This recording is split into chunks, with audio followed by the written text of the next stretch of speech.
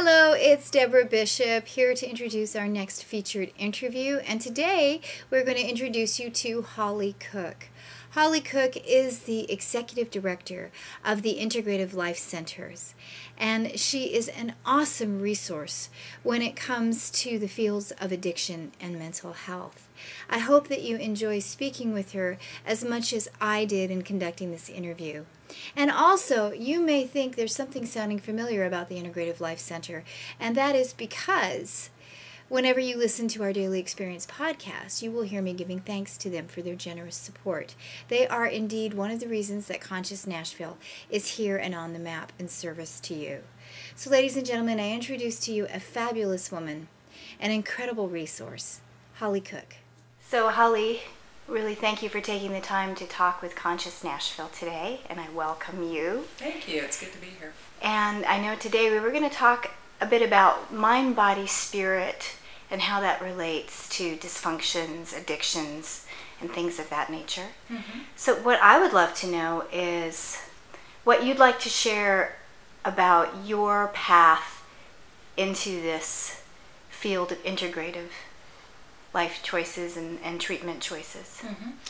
I started in this field as a counselor in the mid-'80s, late 80s, and started working in a drug and alcohol treatment center as part of my internship for my master's program. And one of the things that I realized very quickly in working that internship was that there seemed to be so many other things going on in the person's life besides just the drinking or the drug use. And at that time in the 80s, there wasn't a lot of emphasis placed on other areas of one's life in addiction treatment. And we talked about addiction being a mind, body, spirit kind of disease, but at that time treatment centers didn't really have a whole lot of other programs available that addressed the body and the mind piece of it. The spirituality piece has always been important in addiction treatment, but it was really from that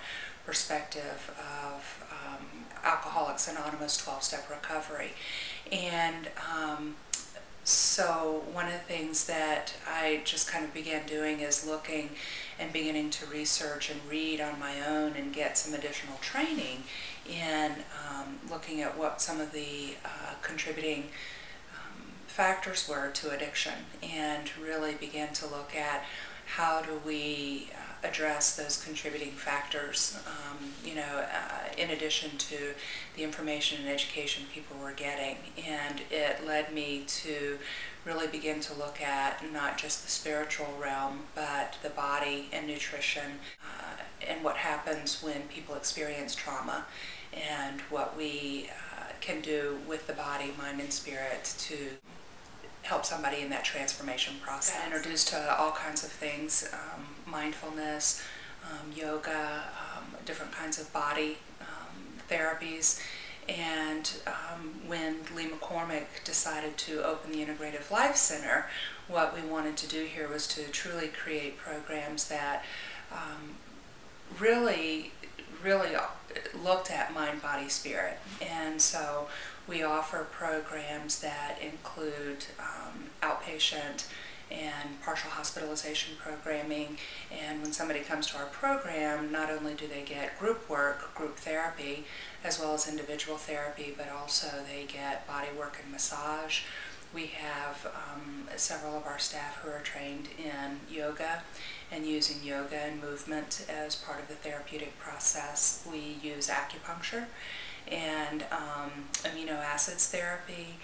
We use all kinds of experientially based kinds of therapies, and really looking at the theoretical approach of somatic psychology, really looking at how the body stores traumatic experiences and being able to help release that physically as well as mentally, emotionally, and then spiritually, bringing in different spiritual practices as well, be it traditional spiritual practices or that a person may bring in with them, or introducing them to other kinds of spiritual practices, meditation, prayer, We used Toltec wisdom, Christianity, Buddhism, just all kinds of information, and introducing folks to different ways of looking at developing and creating a spiritual life that really is going to help them find some meaning and purpose in their life,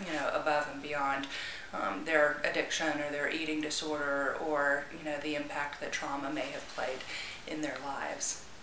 How much of addicted behaviors or dysfunctions would you say relates to trauma, and how much would relate to, because there's a lot that says, like the Indian culture, for instance, as far as the Native American, they say that biochemically they are predisposed to having an alcohol addiction.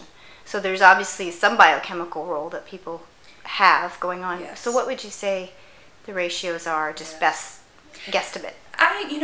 There are some practitioners who talk about trauma being the base of all addictions and dysfunctional behavior, and whether that's true or not, I don't know. Just what I can tell you from my own experience and just anecdotally, and I'm sure that there are statistics out there, but just from my own experience, it seems like, probably a significant 80% of folks that come in for addictions treatment or eating disorder treatment have some histories of trauma, either from childhood or oftentimes from the addiction in and of itself, being placed in dangerous situations or things happening under the influence.